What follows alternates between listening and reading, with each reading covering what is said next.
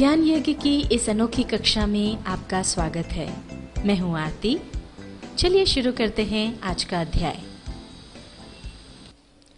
MS word 2003 के इस अध्याय में जिन फंक्शंस के बारे में हम सीखेंगे वो हैं बॉर्डर्स और shading function, drop cap function और चेंज केस फंक्शन। आइए अब सीखते हैं डॉक्यूमेंट में बॉर्डर्स और शेडिंग का उपयोग करना।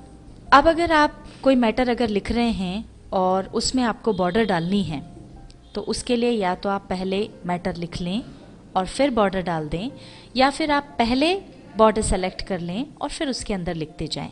जैसे यहाँ पर हमने एक लाइन लिखी हुई है, अब इस पे हमको बॉर्डर डालनी है, हम इस मैटर को सिलेक्ट कर लें। फिर हम जाएं फॉर्मेट पर। फॉर्मेट पर आपके पास ऑप्शन दिया हुआ है बॉर्डर्स एंड शेडिंग, इसको आप सिलेक्ट करें और इसमें सबसे पहला जो टैब है वो है बॉर्डर्स का। आपने इस पर क्लिक किया। अब यहाँ पर ये अलग अलग स्टाइल आ गई है। मान लीजिए आपने बॉक्स सिलेक्ट किया है और उसके अंदर भी ये अलग अलग स्टाइल की लाइन है। ये आपके टेक्स्ट के आसपास इस तरह से बॉक्स बन जाएगा। अब वो लाइन आप किस तरह की लेना चाहते हैं वो आप देख लें। मान लीजिए हमने ये चुनी, वो इस तरह से दिखेगी और फिर हमने कर दिया ओके। ये देखिए हमारा जो मैटर है उसके पास इस तरह से ये लाइन आ गई। अब आप जो भी मैटर लिखेंगे वो इस बॉक्स के अंदर ही आता जाएगा। आप मैटर लिखते जाएंगे और ये बॉक्स बढ़ता जाएगा। अब अगर आप इसको कलर करना चाहते हैं तो वो भी आप कर सकते हैं। हमने स्टाइल चुन ली थी, ये नीचे कलर दिया हुआ है, इसमें आप कोई सा भी कलर जो आप चाहते हैं डालना वो ले लें और ओके कर दें। अब ये देखिए ये जो आपकी बॉर्डर है वो जो रंग आपने सिलेक्ट किया था उस रंग की आ गई।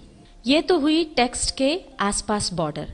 अब मान लीजिए आपको पूरे पेज पर चारों तरफ बॉर्डर डालनी है तो उसके लिए फॉर्मेट में जाएं, बॉर्डर्स एंड शेडिंग चुनें। अब यहाँ पर दूसरा टैब है पेज बॉर्डर।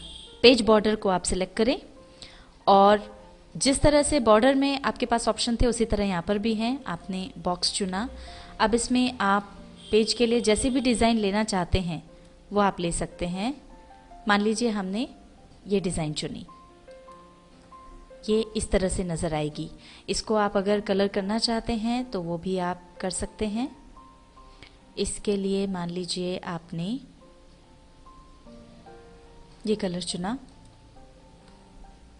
अब इसे ओके कर दिया। अब ये देखिए ये आपके पेज पर इस तरह से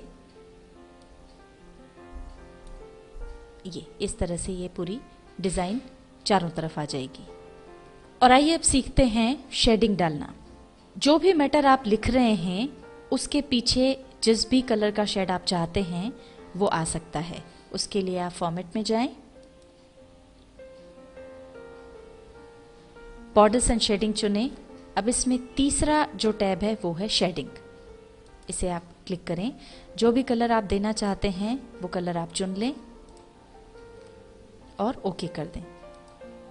अब ये देखिए जहां जहां पर आप टेक्स्ट लिख रहे हैं उस टेक्स्ट के बैकग्राउंड में ये कलर आ जाएगा और आगे आप लिखते जाएंगे। जैसे जैसे आप आगे लिखते जाएंगे ये वहां तक पूरा कलर, पूरा शेड आ जाएगा।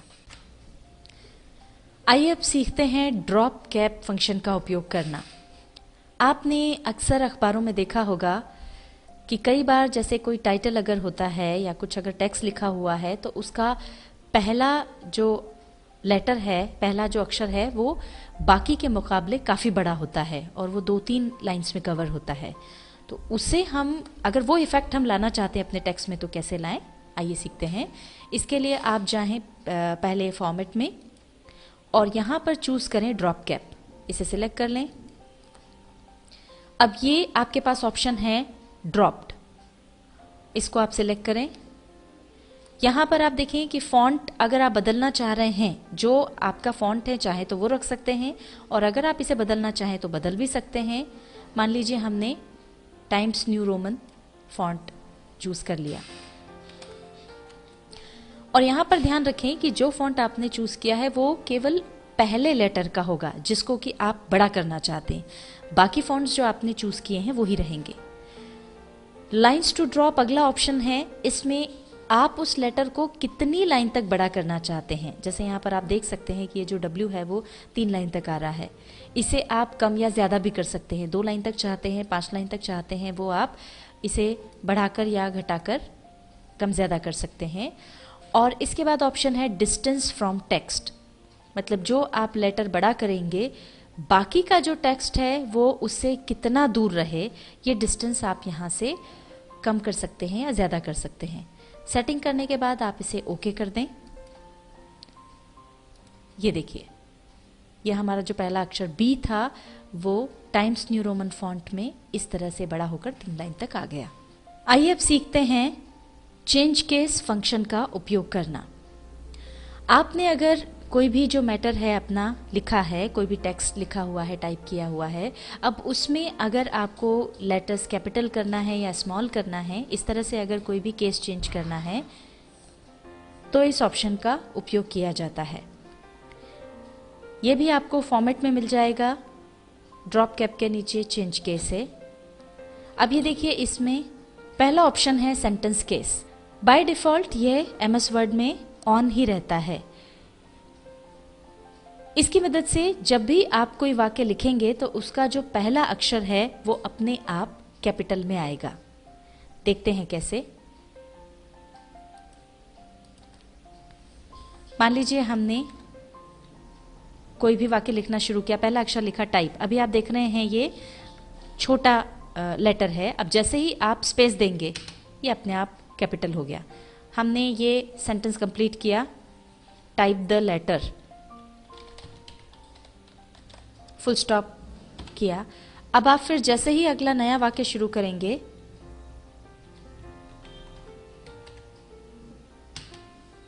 और स्पेस देंगे तो अपने आप वो पहला लेटर जो है वो कैपिटल हो जाएगा।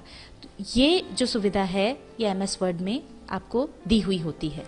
इसके अलावा अगर आप कोई भी केस चेंज करना चाहते हैं तो उसके लिए जिसमें भी जिस मैटर में आपको चेंज करना है उस टेक्स्ट को आप पहले सेलेक्ट कर लें, फिर आप जाएं फॉर्मेट पर, चूज करें चेंज केस। अब इसमें आपके पास दूसरा ऑप्शन है lower case. Lower case option अगर आप चूज करते हैं और इसको अगर हमने ओके किया तो ये देखिए हमारे सारे जो कैपिटल लेटर्स थे वो सब छोटे हो गए हैं। लोअर केस ऑप्शन चूज करने पर आप जो भी मैटर लिख रहे हैं उसमें सारे अक्षर स्मॉल में आएंगे। अब मान लीजिए हमने दूसरा ऑप्शन चूज किया जो है upper case. Upper case option चुनने पर आपके जितने भी लेटर्स हैं वो सभी की सभी चेंज होकर के कैपिटल लेटर्स में बदल जाएंगे। अगला ऑप्शन है टाइटल केस।